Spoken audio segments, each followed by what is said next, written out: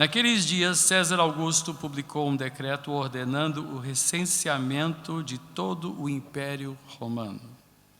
Este foi o primeiro recenseamento feito quando Quirino era governador da Síria.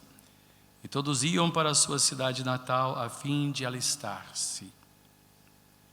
Assim José também foi da cidade de Nazaré da Galileia para a Judéia, para Belém, cidade de Davi, porque pertencia à casa e à linhagem de Davi. Ele foi a fim de alistar-se com Maria, que lhe estava prometida em casamento e esperava um filho. Enquanto estava lá, chegou o tempo de nascer o bebê, e ela deu à luz o seu primogênito, envolveu-o em panos e o colocou numa manjedoura, porque não havia lugar para eles na hospedaria. Havia pastores que estavam nos campos próximos e durante a noite tomavam conta dos seus rebanhos. E aconteceu que um anjo do Senhor apareceu-lhes e a glória do Senhor resplandeceu ao redor deles e ficaram aterrorizados. Mas o anjo lhes disse: não tenha medo.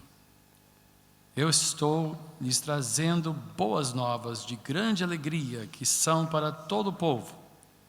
Hoje, na cidade de Davi, lhes nasceu o Salvador, que é Cristo, o Senhor. Isto lhes servirá de sinal. Encontrarão o bebê envolto em panos e deitado numa manjedoura. De repente, uma grande multidão do exército celestial apareceu com o anjo, louvando a Deus e dizendo: glória a Deus nas alturas e paz na terra aos homens, aos quais Ele concede o seu favor. Quando os anjos o deixaram e foram para os céus, os pastores disseram uns aos outros: vamos a Belém e vejamos isso que aconteceu e que o Senhor nos deu a conhecer. Então correram para lá e encontraram Maria e José e o bebê deitado na manjedoura. Depois de o verem, contaram a todos os que lhes fora dito a respeito daquele menino. E todos os que ouviram o que os pastores diziam ficaram admirados. Maria, porém, guardava todas essas coisas e sobre elas refletia em seu coração. Os pastores voltaram glorificando e louvando a Deus por tudo o que tinham visto e ouvido, como lhes fora dito. Pai amado, nós te agradecemos pela tua palavra, que é verdadeira e fiel, e que ilumina o nosso caminho, é lâmpada para os nossos pés. Fala aos nossos corações hoje, para que possamos te conhecer melhor e caminhar contigo mais próximos. Em o nome de Jesus, amém e amém. Podemos sentar.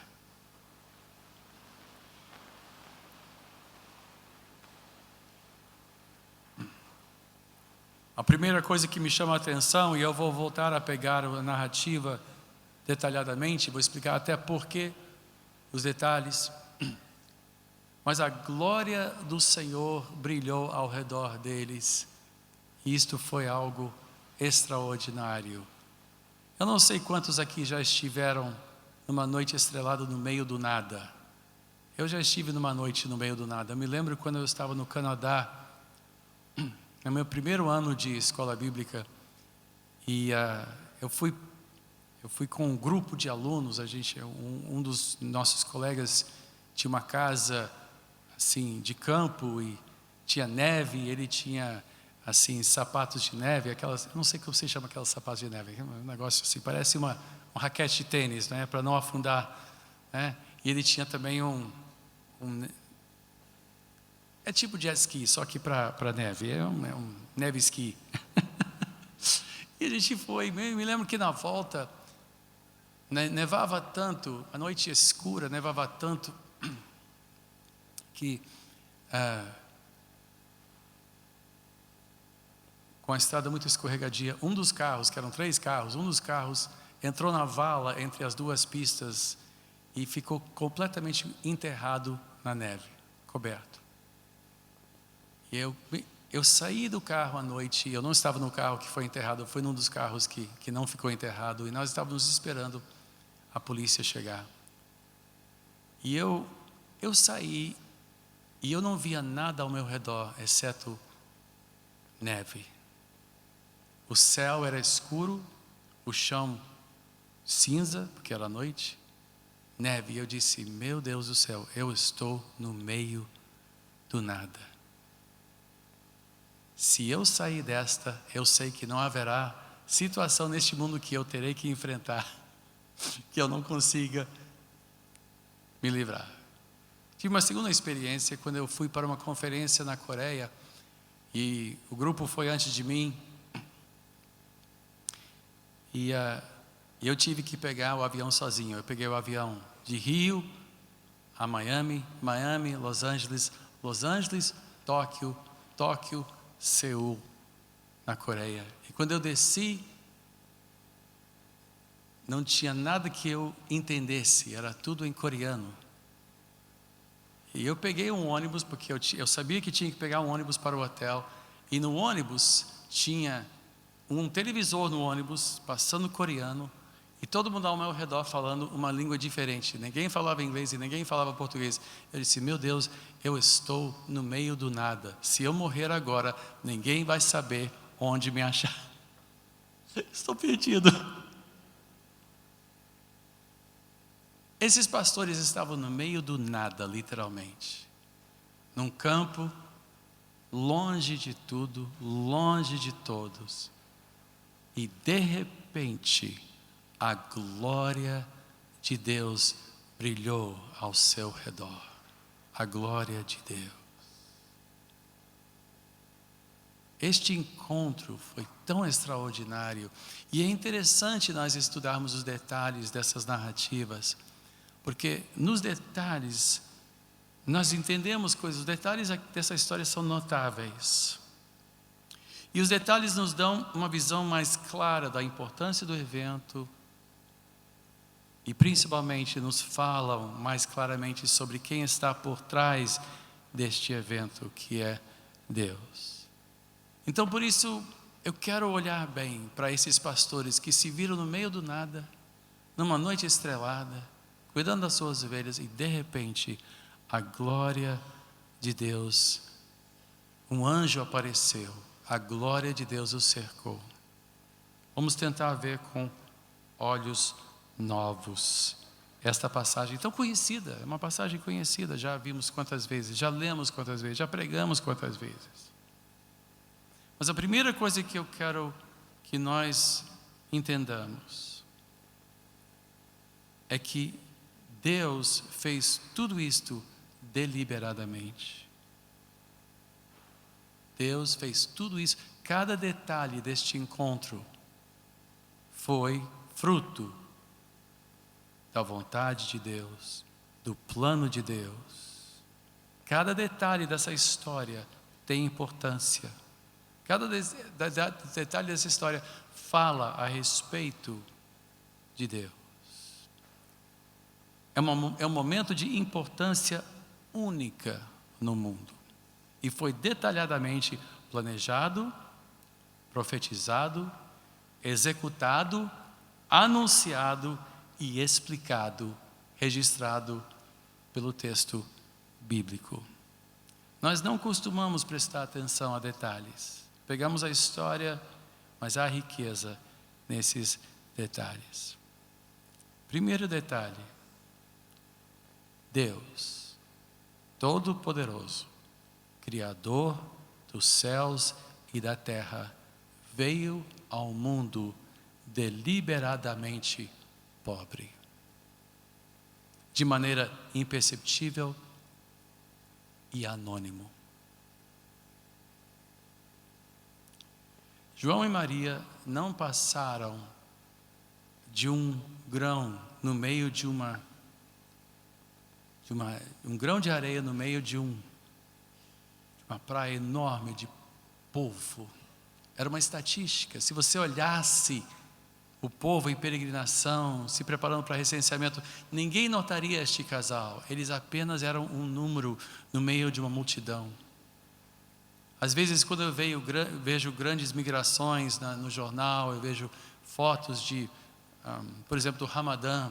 Alguém já viu o Ramadã, aquele povo que cerca a pedra em Meca, os muçulmanos que dão. Eu vejo aquele mar de gente. Ou quando a gente olha a praia de Copacabana num domingo de sol, hoje provavelmente vai ser assim, você vê aquele mar de gente e o indivíduo não sobressai, ninguém sobressai, todo mundo desaparece e se torna um anônimo no meio daquela multidão. É o que nós estamos falando de um casal que não chamaria atenção a ninguém. Ninguém notaria este casal. Eram pessoas pobres e típicas da sua região, que também era pobre, indo para uma cidade sem muita importância. Belém tinha uma importância histórica e profética, mas em si, assim, digamos, nos cálculos do Império Romano, Belém não tinha importância. A razão do imperador decretar recenseamento é algo que nos fala muito ao coração. Eles queriam melhor colher impostos, não é? Por que recensear todos? Para poder taxar todo mundo. A motivação de César era de poder ter noção de onde cada um estava. Quando pessoas me pedem a nota fiscal, dizem: você quer dar seu CPF para a nota fiscal? Eu disse: eu não, Dilma já sabe demais sobre a minha vida, né? Quando pessoas pedem CPF, é para isso, para poder mapear como você gasta o seu dinheiro. Roma estava mapeando quem era quem estava onde e quem fazia o que para poder cobrar impostos. E naquela multidão, ninguém sobressaiu, ninguém tinha importância. Era literalmente um mover democrático, ou seja, um movimento do povo, no sentido de todo mundo se igualar debaixo da mão pesada e caríssima do Império Romano. Esses dois não tinham importância, Belém sem muita importância, a não ser o fato de que já o profeta Miqueias previa que essa cidade teria muita importância, sim. Miqueias 5, aliás. Miqueias 5. Se quiser abrir. Diz: mas tu, Belém Efrata. Miqueias 5, versículos 2 a 5.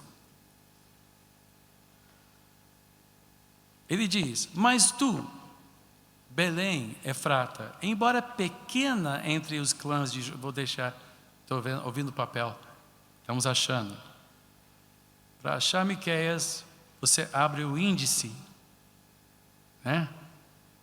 E do índice você vai achar Miqueias, a não ser que esteja fazendo escola bíblica dominical, e aí você vai achar com mais facilidade. Não é verdade, pastor Marcelo? Se fizesse, né? Ou caso você esteja com mais de 55 anos de idade, e aí a memória dos profetas menores também se torna mais fraca. Miqueias 5, então, versículos 2 a 5. Mas tu, Belém Efrata, embora pequena entre os clãs de Judá, de ti virá para mim aquele que será o governante sobre Israel. Suas origens estão no passado distante, em tempos antigos. Por isso, os israelitas serão abandonados até que aquela que está em trabalho de parto dê à luz. Então o restante dos irmãos do governante voltará para unir-se aos israelitas. Ele se estabelecerá e o pastoreará na força do Senhor, na majestade do nome do Senhor, o seu Deus. E eles viverão em segurança, pois a grandeza dele alcançará os confins da terra, e ele será a sua paz. Aos olhos humanos, segundo o entendimento humano, Jesus nasceu na pobreza e na obscuridade, um rosto na multidão, uma humildade manifestada que seria o padrão não só do seu nascimento, mas da sua vida inteira. O primeiro anúncio que nós lemos, já faz 2 semanas, foi feito pelo anjo Gabriel para uma menina, 13 anos de idade, uma adolescente prometida em casamento, porque casavam muito cedo naquela época, de que ela seria a mãe do Salvador. Mas este é o primeiro anúncio, digamos, público da chegada do rei.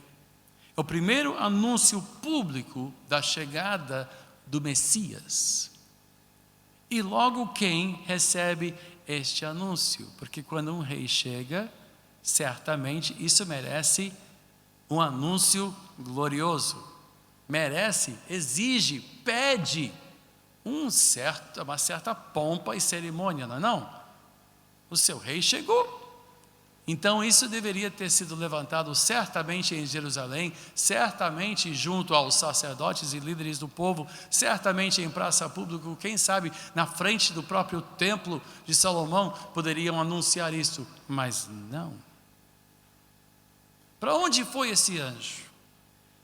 Esse anjo foi para o meio do nada, num campo aberto, no meio do nada.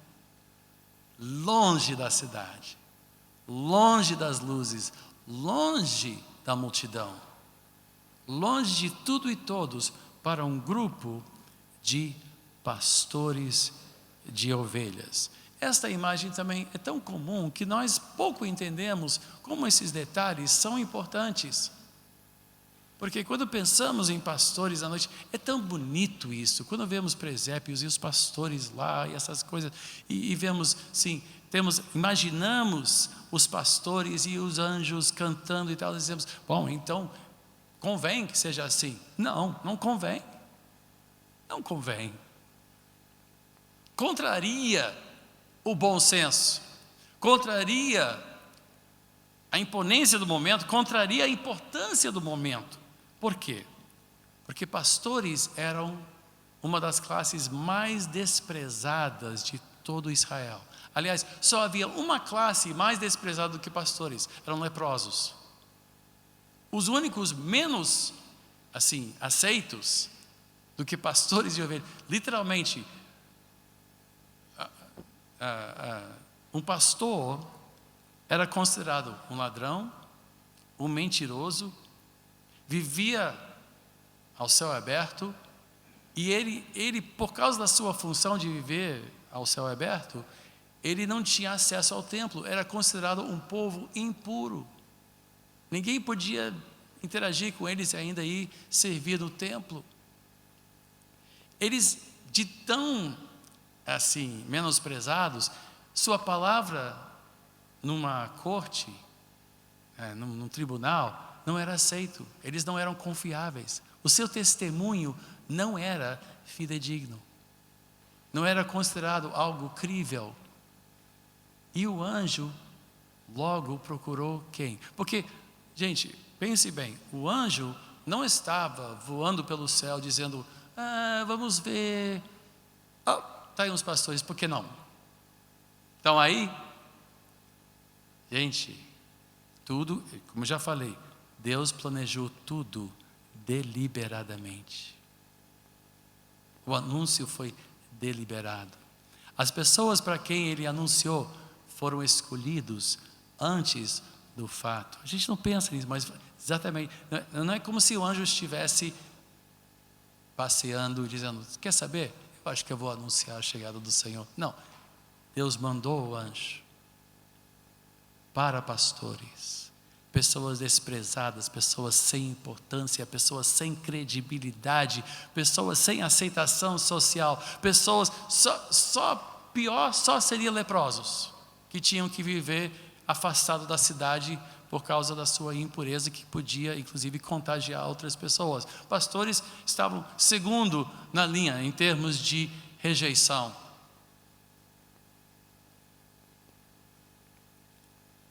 Sabemos, claro, que o rei Davi, antes de ser consagrado rei, também tinha sido pastor. Mas mesmo assim, isso não tira o fato de que a categoria nunca contou com prestígio, nunca contou com credibilidade.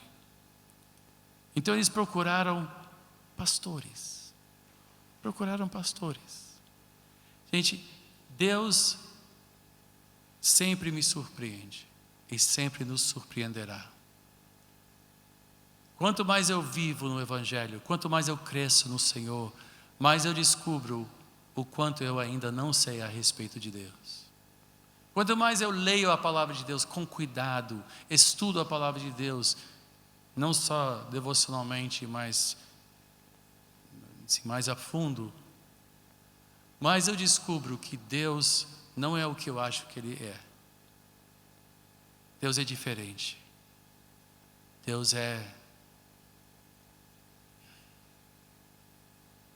um mistério. Por que Deus fez isto? Por que Deus escolheu vir nascer de uma família pobre? Por que o primeiro anúncio público dele foi feito a pessoas sem credibilidade? Pessoas marginalizadas, digamos. Paulo explica isso em 1 Coríntios capítulo 1, versículo 26.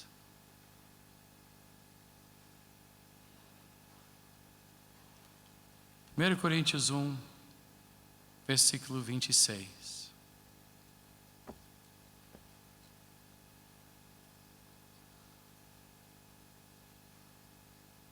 Paulo diz: irmãos,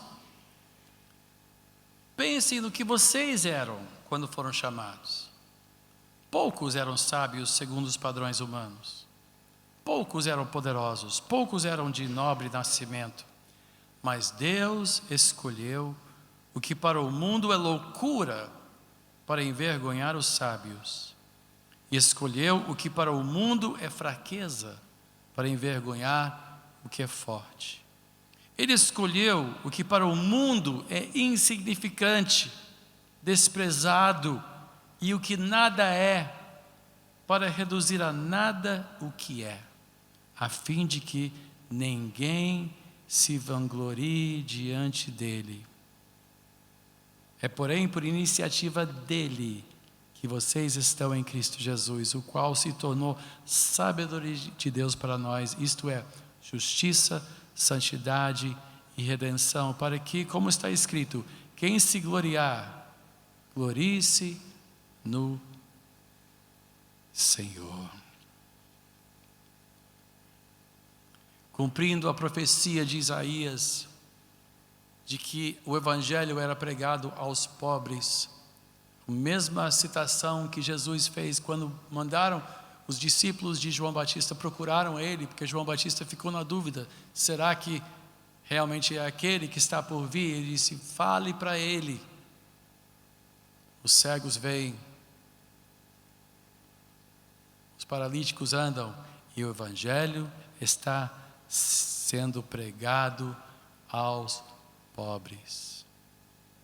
Um pobre, nascido de uma família pobre, num lugar sem importância, na obscuridade, sem o perfil, agora anunciado por anjos, por um exército celestial, para pastores de ovelhas, pessoas sem reputação, pessoas de quem todo mundo desconfiava, pessoas que eram rejeitadas pela sociedade, ouviram esse anúncio.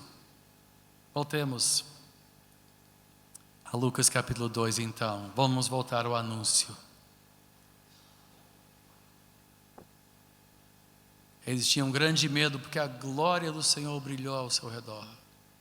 Esta glória que com certeza os deixou apavorados. Homens nem acostumados às luzes da cidade eles estavam. Não estavam acostumados. Estavam acostumados ao quê? Uma fogueira, ao sol do dia, mas de noite acostumados a uma vida muito calma, muito pacata. E de repente a glória do Senhor brilhou ao redor deles. E em versículo 10 diz, mas o anjo lhes disse, não tenham medo. Estou lhes trazendo boas novas, de grande alegria, que são para todo o povo. Hoje, na cidade de Davi, lhes nasceu o Salvador, que é Cristo, o Senhor. Isto lhes servirá de sinal: encontrarão o bebê envolto em panos e deitado numa manjedoura. Aparentemente, o anúncio foi para todo mundo. E muitos vão citar esta passagem como um anúncio para o mundo inteiro. Mas esse anúncio não foi bem para o mundo inteiro, porque nota aqui quando ele diz: estou lhes trazendo boas novas de grande alegria, que são para todo o povo. Esse anúncio é um anúncio com destinatário específico. Este anúncio foi feito para o povo de Deus. Natal é um anúncio cristão para cristãos. É um anúncio celestial para os que pertencem ou virão a pertencer ao povo de Deus. Nasce o seu rei. Essas boas notícias são para os que recebem, para os que abraçam, para os que entendem quem é o Senhor. Não é para todos. E nós ouviremos muitos desejos, paz, alegria, paz aos homens, muitos votos durante as festas, né? Há pessoas que já estão dizendo, fui no médico essa semana para examinar os olhos, e a secretária, ao sair, a secretária virou e disse: boas festas, né? Ou Feliz Natal. Ou pessoas dando aqueles cartõezinhos, ou desejos de, né, o jornaleiro, né, o pessoal que vem com aquele cartãozinho, né, de boas festas e paz, muita paz, e vamos ouvir isso. Mas essa notícia não é para todos. Não é para todos. A notícia certamente é para os pobres, os rejeitados, mas principalmente a notícia é para os que são do povo de Deus. Nasceu o Messias, o prometido, o esperado, o tão aguardado, tão profetizado, tão previsto pelas Escrituras, este que vem desde Gênesis 3, quando Deus disse que a semente da mulher feriria a cabeça da serpente, já apontando para um que viria para reinar, para quebrar o domínio do mal, mas não sobre todos. E por mais que nós queiramos desejar Feliz Natal, o Estado Islâmico continuará a matar. A marginalidade dessa cidade continuará a fazer mal ao seu próximo. Os corruptos continuarão a roubar. Não é o desejo de Feliz Natal que muda o mundo. O mundo em si não muda. O mundo continua sendo mundano. O mundo continuará sendo violento. Vai haver, digamos, uma aparência, uma espécie de impressão de paz durante talvez alguns momentos, um dia ou dois, mas depois tudo voltará ao que sempre foi. Vivemos numa cidade, num país e em um mundo hostil e violento e mau. Nós somos cercados pelo mal, e todos os votos de Feliz Natal não apagarão isto, não mudarão isto. As boas novas não são para todos, são para o povo. São para o povo de Deus. Os que esperavam o Messias e os que recebem o Messias. E esse que nasceu, não só o Messias, mas também seria o Senhor. E pela primeira vez nós vemos a criança recebendo não só o seu nome Jesus, de Salvador, identificando-o como o ungido do Senhor, o Messias, mas finalmente como o Senhor, apontando para a sua divindade. Literalmente, Deus nasceu. Deus veio. os pastores ouviram essa mensagem, com certeza não entenderam inteiramente. Estavam sob o impacto de um céu aberto no meio da noite, com a glória do Senhor, com os exércitos celestiais cantando. Com certeza foi um choque, foi uma experiência que deixou eles estremecidos. Mas a mensagem foi: há uma criança na cidade de Belém, que é Deus, é o Messias prometido e que é Deus. Uau! Como é que vamos achar essa criança? Como saber que criança é esta? Aí o anjo diz: isto lhe servirá de sinal. Versículo 12: encontrarão o bebê envolto em panos e deitado numa manjedoura. Como é que isso é um sinal? Porque ninguém fazia isso. Nenhuma criança era colocada numa manjedoura, que, mais uma vez, é uma imagem que para nós não nos choca. Mas literalmente a manjedoura é onde o feno para os animais é colocado para eles se alimentarem. Ninguém colocava crianças em manjedouras. Nenhuma criança nascida em Israel teria sido colocada numa manjedoura. No mínimo teria achado algum tipo de cama, teriam feito alguma coisa, mas colocar na manjedoura, e volto com panos, obviamente, uma criança pobre, não, mas achar, certamente, se houvesse uma criança numa manjedoura, certamente isso aí seria um sinal. Então eles saíram a procurar e acharam algo tão improvável que só poderia ser o cumprimento da promessa feita, só poderia ser um sinal.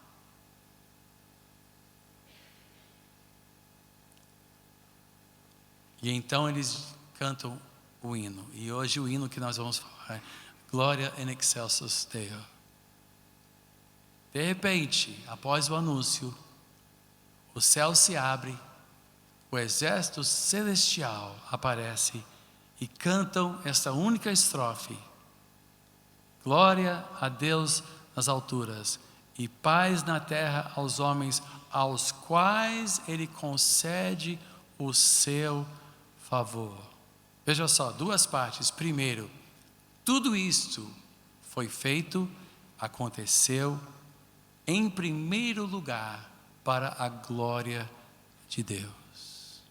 Natal nos chama de volta para glorificar a Deus. Quando eu cresci como criança, Natal existia para ganhar presentes. Natal, o propósito de Natal era para eu ficar feliz. Eu achava que Natal era para minha felicidade e para eu ganhar presentes. Eu me lembro de um Natal que eu fiquei tão fissurado em abrir presentes que eu acabei abrindo um presente para o meu tio, aliás, para o meu primo, que tinha meu nome. Eu vi meu nome, só que eu não sabia que meus pais tinham comprado o presente para ele e dado a ele o presente em meu nome. Eu só vi meu nome, eu não sabia, né? De Walter para Marshall, meu primo, bem mais velho do que eu, hoje tem quase 80 anos de idade, mas era um cinto. E eu pensei, o que eu vou fazer com esse cinto? Porque o cinto dava 3 voltas em mim. Ele disse, que presente chato é esse? Mas eu vi meu nome, eu pensei que era para mim. Ele disse, puxa, alguém errou mesmo nesse presente para mim. Eu queria um G.I. Joe, eu queria uma revista de gibi, alguma coisa, mas isso aqui, eu sinto, para mim Natal era... o propósito do Natal começa pela glória de Deus. Por isso que eu comecei o culto dizendo, reunimos-nos aqui para glorificar o Rei Jesus. Deus fez isso para se glorificar, para expressar a sua glória. O que os pastores viram em primeira mão? A glória do Senhor, a sua beleza, a sua grandeza. Nosso Deus é extraordinário. E Natal existe para bendizê-lo, para glorificá-lo. E segundo, paz aos homens Todos os homens, não. Natal não traz paz a todos os homens. Paz aos que Ele concede o seu favor. Esta frase, aos que Ele concede o seu favor, novamente, é uma outra maneira de dizer o povo. É uma frase comum nas Escrituras. O conceito é paz para quem? Para o povo de Deus. Ele concede paz, não como o mundo concede a paz, e Ele não concede a paz a todo mundo. Dizem que Natal é uma época de muita aflição para algumas pessoas. Até o número de suicídios sobe. O sentimento de solidão é agravado. As condições da vida são levadas muito mais assim. As pessoas se veem conflitadas e aflitas nesse fim de ano. Verdadeira paz Ele concede ao seu povo. Então, quando nós falamos em paz natalina, estamos falando de quê? Da paz que Cristo dá. Mas se você não for do povo de Deus, você não conhecerá esta paz. Muitos de vocês vão ter problemas neste Natal, porque vão para festas onde, digamos, o clima predominante não é cristão. E vocês vão perguntar, o que eu posso fazer? Como é que eu posso... E veem isso como um confronto, como um conflito, como um problema. Não deve. Leva a paz de Cristo no seu coração. Fique em paz com Deus. E seja um embaixador da verdadeira paz de Cristo. Não tem que brigar, não tem que ficar, olha, isso aqui não é Natal não, essa árvore aqui é coisa de pagão. Para com isto. Para com isto. Leve a paz de Cristo no seu coração. Deixe a paz de Cristo do seu coração brilhar para outros entenderem que a verdadeira paz nós só achamos com Ele. Quem é o menino, gente? Os pastores ouviram. É o Salvador, é o ungido, é o Messias, é o Senhor. Por que Ele veio? Ele veio para salvar, Ele veio para trazer a paz. Como achá-lo?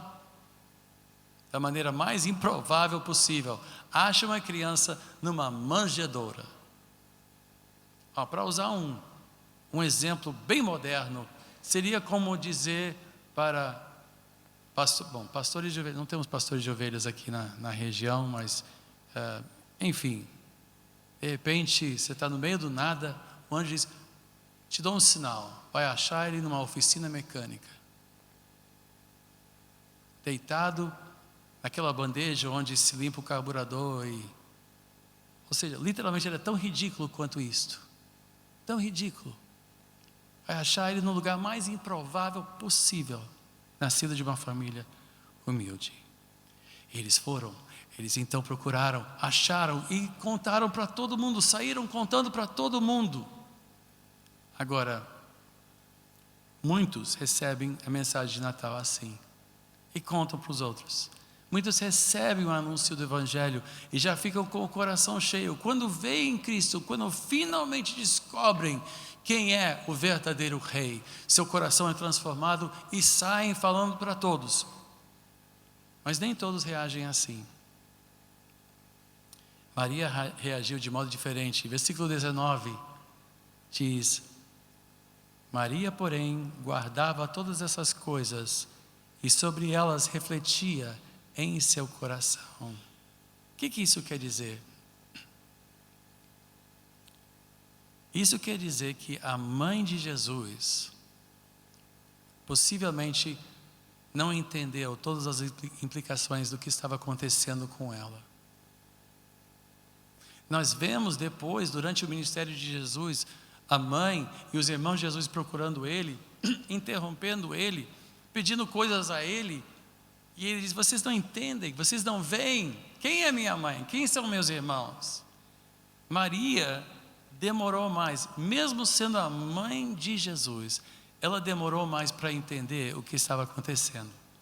E há pessoas, como os pastores de ovelhas, que ouvem a mensagem, logo procuram, buscam, acham Cristo, ficam alegres e saem contando para todo mundo. Mas há pessoas que vão ouvir a mensagem, talvez pela primeira vez este ano, do Natal, talvez aqui, na noite do Natal, quando nós fizermos o culto das velas, e talvez não vão reagir da maneira que você espera que eles reajam. Talvez a sua reação não seja de euforia ou de descoberta. Talvez sejam como Maria, que fica assim: o que será isso que está acontecendo aqui? Vêm, ouvem, mas ficam matutando. Algumas pessoas se convertem tão rapidamente, outras pessoas demoram. Há pessoas aqui que estão ainda olhando, ouvindo, para ver como é que é isso aqui. Tanto os que recebem de primeira, como os que recebem ao longo do tempo, vocês são mais do que bem-vindos e mais do que amados por Deus, todos. Deus ama a todos igualmente, mas alguns demoram mais. E neste Natal, especialmente os que têm parentes que não são da fé, a sua frustração, talvez a sua ânsia, seja de ser aceito, ou de pessoas aceitarem, entenderem o porquê da nossa alegria, o porquê da nossa celebração. Não seja impaciente, não seja impaciente com os seus parentes, não seja impaciente com os seus pais, ou com seus primos, ou com seus tios, ou com seus vizinhos, que para eles Natal não passa de uma mesa farta e talvez tomar umas e outras e ficar meio alegre e meio inconveniente, e você diz assim: mas isso não é Natal? E eles já vêm assim, alterados, e você fica magoado, dizendo: não, Natal não é isso, Natal não é isso. Seja paciente com eles, seja paciente, e leve no seu coração a paz que Cristo nos trouxe. A minha paz vos dou, paz aos homens. Quem? Aqueles que contam com o seu favor, aqueles que conhecem o Senhor. Paz na terra aos homens, aos quais Ele concede o seu favor. Eu posso dizer este ano que Deus me concedeu o seu favor. Eu tenho sido abençoado por Deus em meio a muitas lutas. E ainda este ano, daqui a 2 semanas, eu quero falar sobre o que eu aprendi ao longo desse ano. Eu aprendi muitas coisas este ano. E no ano novo, na noite do ano novo, eu vou falar sobre o que eu espero de 2016 no Senhor. Porque eu tenho no meu coração uma expectativa tão grande sobre esse ano que vem. E não são más notícias, não. Eu tenho boas notícias sobre o ano que vem. Para o povo de Deus. Não para o Brasil. Mas para você eu tenho boas notícias. Não perca. Hoje, reunimos-nos aqui para glorificar o Rei Jesus. Deus veio. A criança na manjedoura é Deus. A criança na manjedoura é o Messias. É o prometido desde a antiguidade. Nasceu na cidade de Davi, Belém Efrata, pequena cidade, cidade sem importância, não passa de um vilarejo, uma cidade do interior, um lugar longe do centro de poder romano, um lugar sem perfil, um lugar sem fama, um lugar sem reputação, mas já planejado, pois cada detalhe foi planejado por Deus, foi arquitetado, foi desenhado por Deus, foi profetizado por Deus. Até os pastores que ouviram, tudo planejado por Deus. Eu vivo uma expectativa deste Natal ser um Natal pleno, que vai renovar os nossos corações. Vamos curvar as nossas cabeças. Amado Deus e Pai, santo, santo, santo é o teu nome. Senhor, nós vivemos num mundo tão confuso, tão sujo. Um mundo que, movido por paixões e hábitos e necessidades, e agora por estas festas, viverá na aflição, ficando em filas de shoppings, tentando achar mais um presente para mais uma pessoa, não querendo esquecer ninguém, para não fazer desfeita, para não fazer feio, preocupado neste fim de ano, talvez com seu emprego, talvez com a condição da economia,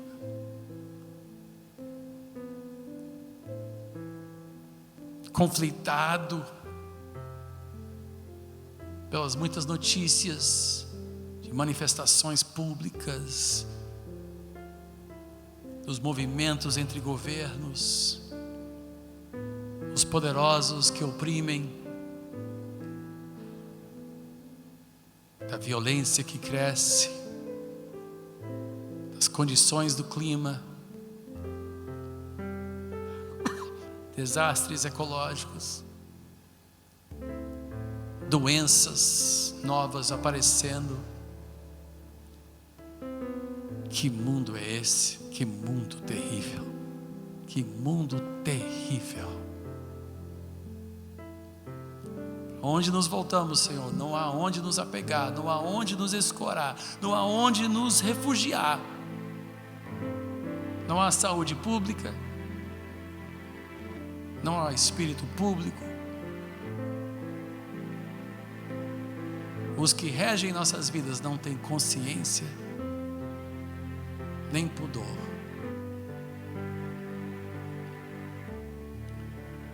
Precisamos de um Salvador, de um Rei. Precisamos de Deus. Precisamos de Deus. Oh Pai, nos refugiamos em Ti, debaixo das Tuas asas, debaixo do Teu olhar, sabendo que tudo foi planejado, tudo foi, cada detalhe foi planejado, cada detalhe da nossa vida foi planejada. Nós que também não passamos de uma estatística aos olhos do mundo, sabemos que a Tua igreja é a menina dos Teus olhos, que tudo coopera para o bem, para os que amam o Senhor e são chamados segundo os Teus propósitos. Que Tu nos amas, que Tu nos queres bem, que Tu estás fazendo tudo cooperar para o nosso bem. Que coisa extraordinária!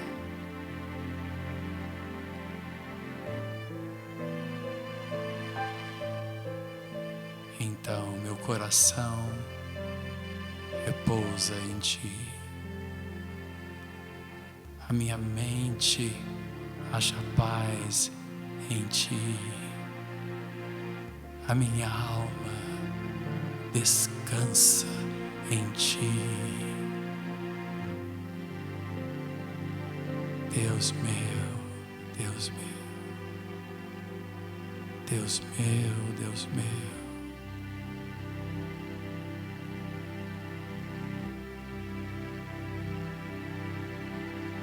Oh, que prazer é descansar na força do Teu braço, é Te escutar em tudo que eu faço, é perceber que estás comigo aqui. Oh, aleluia. Aleluia, aleluia. Senhor, Senhor.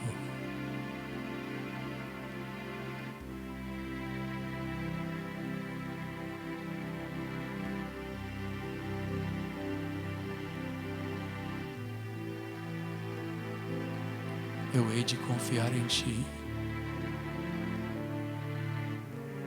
Eu recebo a Tua palavra e a Tua promessa, o anúncio dos anjos, e com eles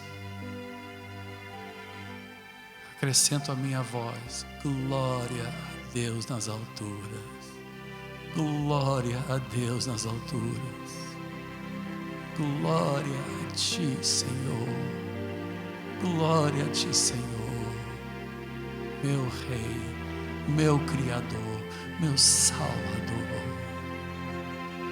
Aleluia.